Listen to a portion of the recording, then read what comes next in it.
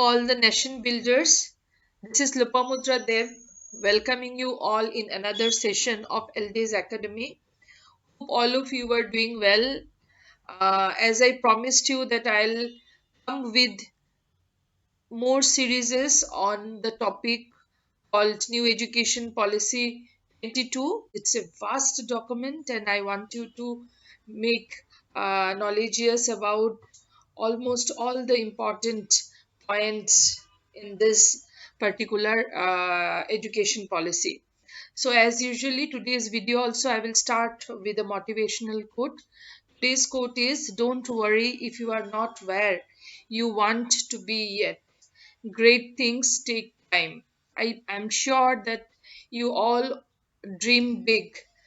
So you need to wait for the bigger things to happen in your lives. Don't get discouraged if you are taking time to make your dream come true. Keep putting your effort and ultimately sabr ka phal meetha hota hai. So you will get the good things in your life on appropriate time.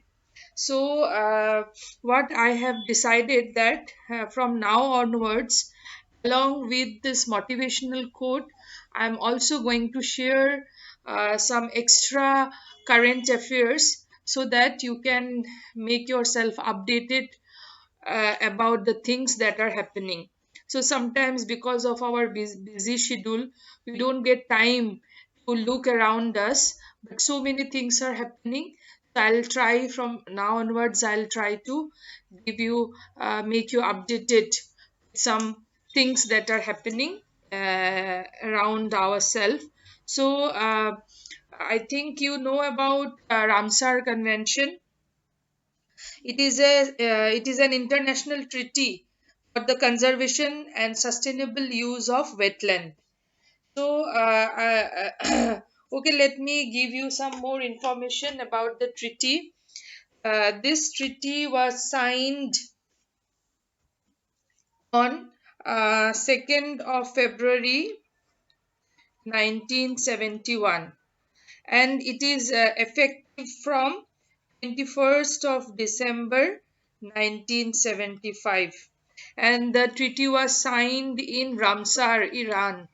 There is a place named Ramsar in Iran where the treaty was signed by various nations. So in India we had till last week we had 47 Ramsar sites. But in the last week, two more are added. Now we have 49 Ramsar sites in India. The two that were added in the last week are Kijaria Wildlife Sanctuary in Gujarat and Bakhira Wildlife Sanctuary in UP. Okay, let me repeat. Jaria Wildlife Sanctuary in Gujarat and Bakhira Wildlife Sanctuary in Uttar Pradesh. We have now almost 14, that means all total 49 Ramsar sites, and the first Ramsar site that was declared in India was Chilka Lake, Orissa. And the largest Ramsar site in India is Sundarban. Okay, so this kind of informations may help you to appear in the competitive exams. So let's start with the topic. So today basically I'm going to explain the structural organization that are suggested in the new education policy 2020.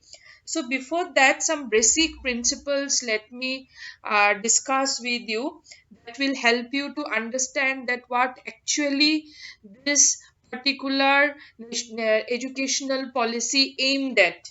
Sometimes you may not know the exact answer of a questions, but if you know the aim and the principles of the particular topic, in that case you can get some idea that what can be the answer. So because of that reason I'm just going to explain in short the basic principle of uh, National Education Policy 2020. The first principle is to recognize, identify, and also foster the unique capabilities of each and every student. So, for that, both the teachers and the parents are expected to be very, very sensible. They should recognize the unique potentialities of our children, and accordingly, that unique potentialities should be fostered so that they can choose proper vocation for themselves. They can move ahead in their life successfully. So this is one of the most important principle.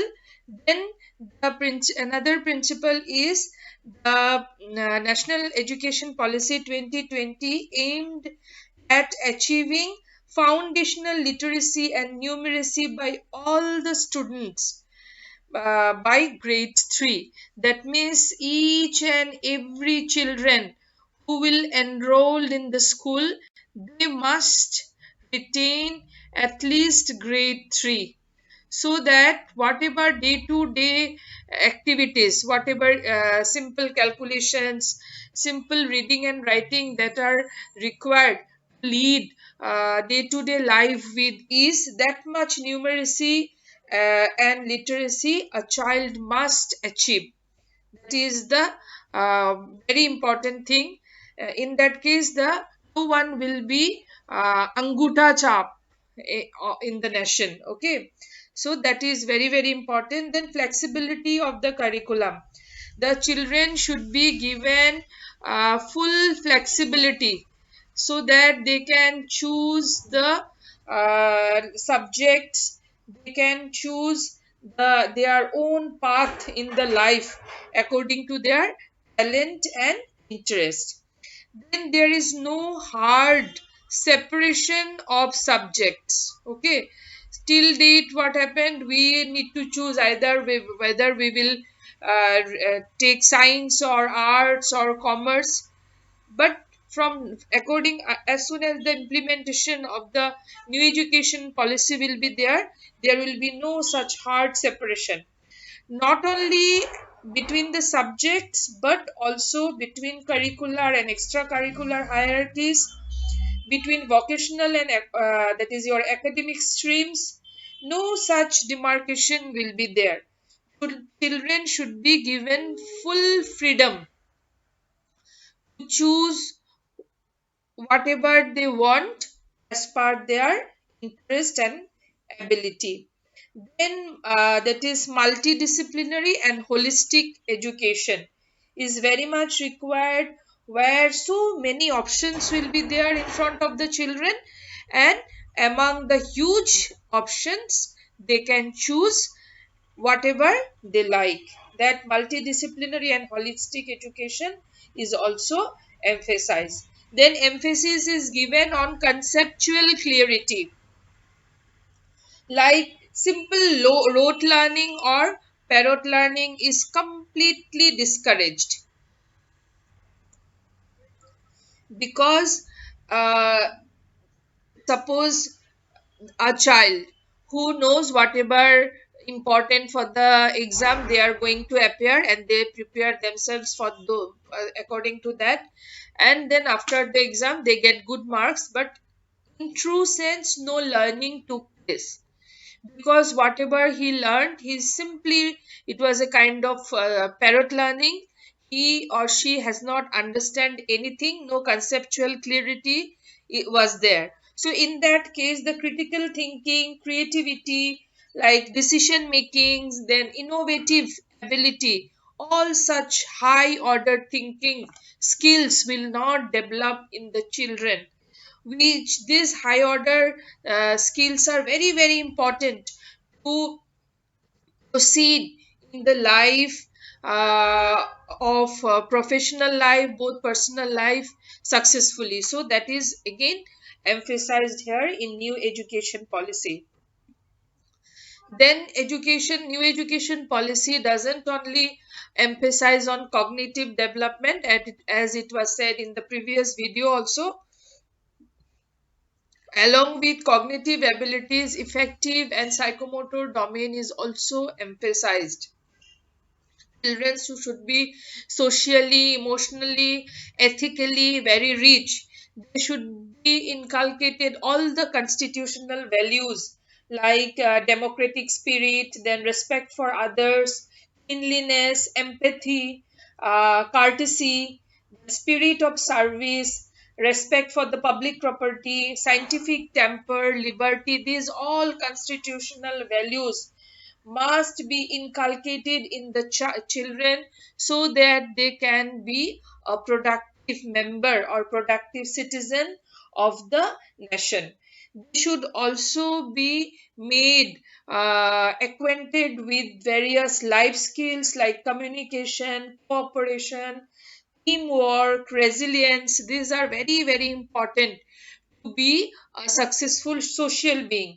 So these are also that means emphasized in educational policy, new education policy. Then formative assessment, that means at regular interval the children should be assessed and their strength and weakness should be find out, and then accordingly they should be given further guidance. So formative assessment is focused in new education policy. Extensive use of technology. Children need to be technologically very advanced, then only they will be cope they will be able to cope with the advancement in the future. Okay, that is very, very important. They should respect for the diversity of the local context on all curriculum, then pedagogy, all these things they should be there. Then there should be full equity and inclusion. All the children, irrespective of their financial background, irrespective of the caste, creed, color, all the children should be included in the educational decision to ensure that they all are able to thrive in the educational system. So that is very, very important. So these all are important principle on depending on which the foundation of the educational policy was set. Okay, so now I'll discuss the structural organization of the new education policy 2020. So new education policy is divided into two that means parts. They divided the educational system into two basic parts. In one, the first part, the school education is kept, where all the things are discussed related to school education, and the another was of higher education, that means the university level. Okay, higher education. So this structure is mainly described for the school education. So let's go with that. Let's just move on with the structural organization in the school education system. So I think you all are acquainted with this 5 plus 3 plus 3 plus 4 structure. According to the previous education policy, that is 1986, the structure was 10 plus 2 plus 3. That means 10 the schooling secondary, then 2 hs, and then 3 is of your college or university education. This 10 plus 2, this 12 years is segregated here into 4 parts, that is 5 plus 3 plus 3 plus 4. Now let me discuss one by one. This is the first stage. This is stage 1. And this stage is known as foundational stage. In the last net exam, this particular question has come. That what is the first step in the structural organization of education system, school education system mentioned in new education policy. Okay, so this is the foundational course. This 5 year is again divided into 3 plus 2. This 3 is ECCE, Early Child Care Education, and this 2 is grade 1 and grade 2. Okay, grade 1, that means class 1 and class 2, and this is the preparatory, the preschool course, preschooling classes. Normally in the government school, most of the government school starts from class 1, but there are many government schools where pre class school, that means formal, before formal education, the preschooling is also done. So according to the new education policy, the ECCE institutes consist of the standalone Anganwaris. Anganwaris can also be located with the primary schools.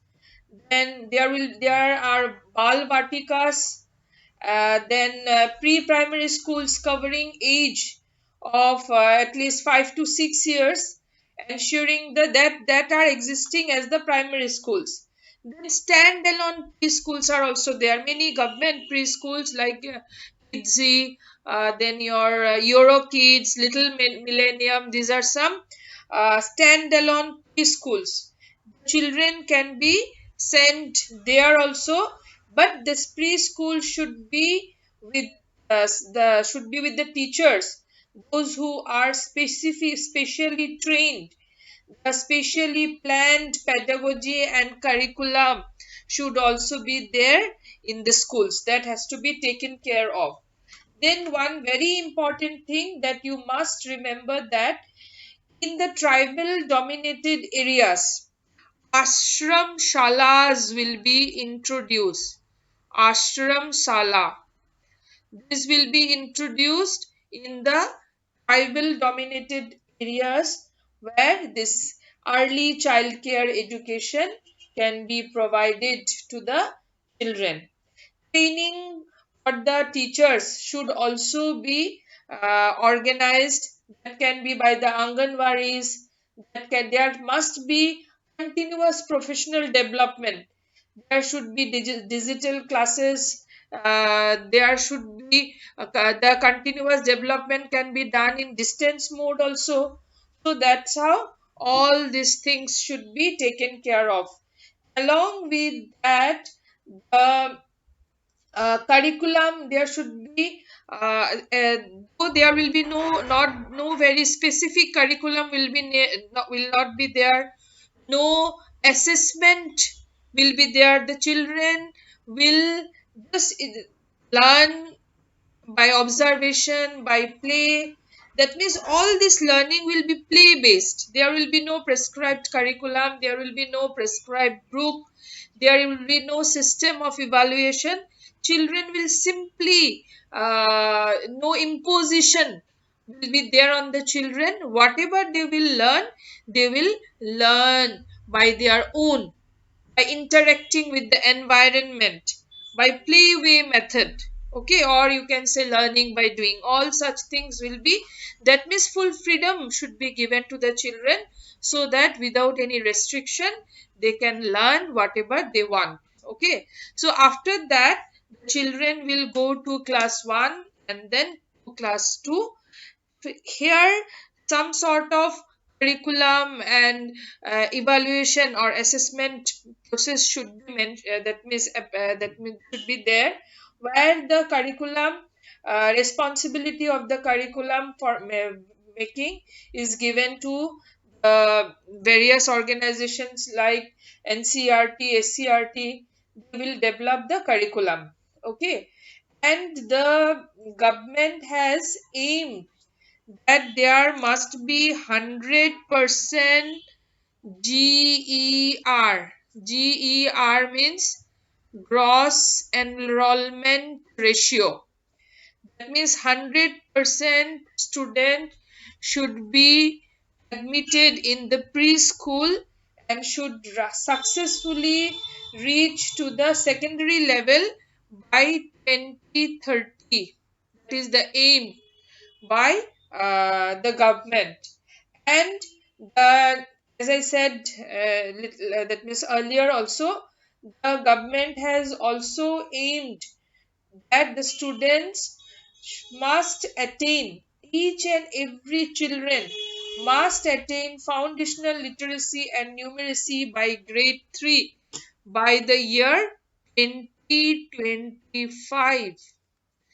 These are the aims related to this particular stage. Okay, and do remember that the name of the first stage is foundational, and the students will of this particular stage will be from 3 years to 8 years. Okay, 3 to 6 they will be in the early childhood child care education, and then if that is your 6 to 8, they will be in class 1 and 2 grade. Okay, so that's how the that is your demarcation is done.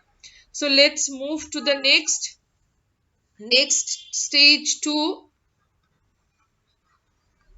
is the preparatory preparatory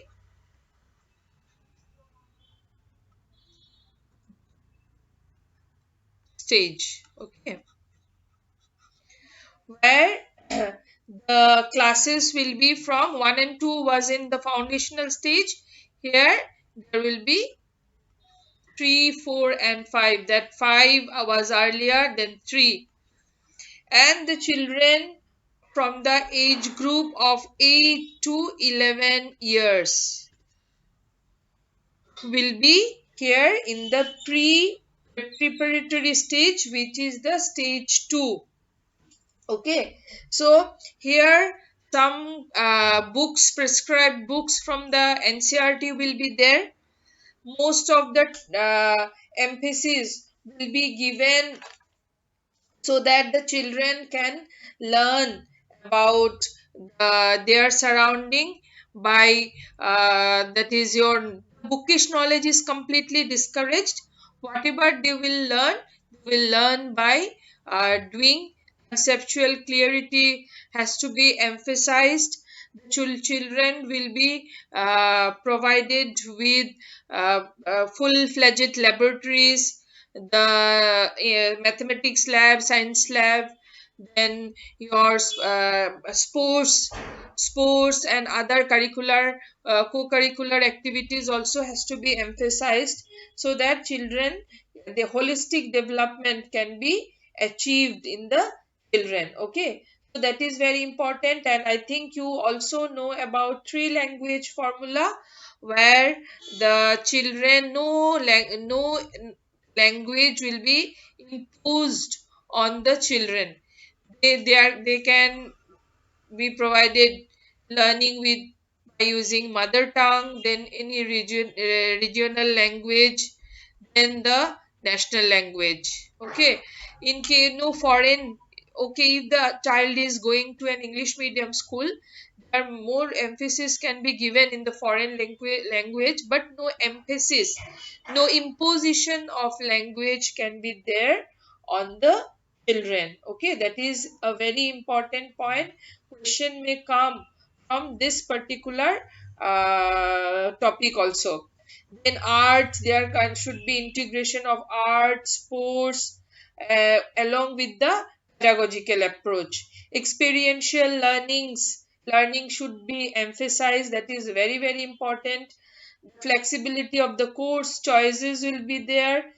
As I said, there will be no hard separation among curricular, extracurricular activities in the school. Okay, so here after completion, here they will have to face some evaluation or assessment process. Okay, before promoting to the next standard. Then next is the middle stage. You must know the name of each stage. This is stage 3, and here the students will be from 6 to 8, and the age group is from 11 to 14 years.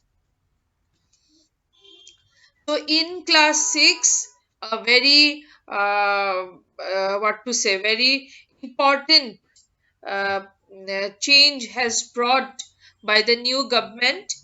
The in class 6 from class 6 students will be provided with vocational training, like those who love to, that means some has decided to go for fashion designing, so they must know about stitching, about various designs and all, so they can opt along with the academics, they can opt for stitching and all that are related to the profession he or she wants to, he or she has thought of him or herself.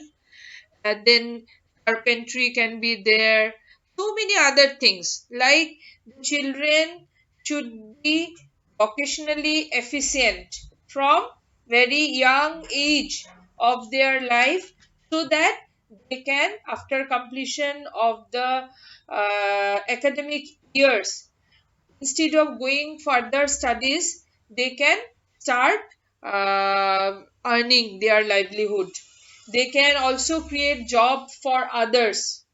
Okay, so that's why this is a very important decision taken in the educational policy, where vocational education will be included, that means from class 6 onwards. Okay, so students will be taught about various skills. Okay, so that is about the middle stage vocational course. Is not that only they have to do that only, along with academics, academics will also be there, academics will also be there along with that. These are the like subjects like arts, humanities, sciences, everything will be there. Along with that, extracurricular activities will also be there, along with vocational education has that is included in the curriculum, okay, from class 6 onwards. And the last or the final stage is the secondary stage, which will be from class 9 to 12, and the children from age group of 14 to 18 years.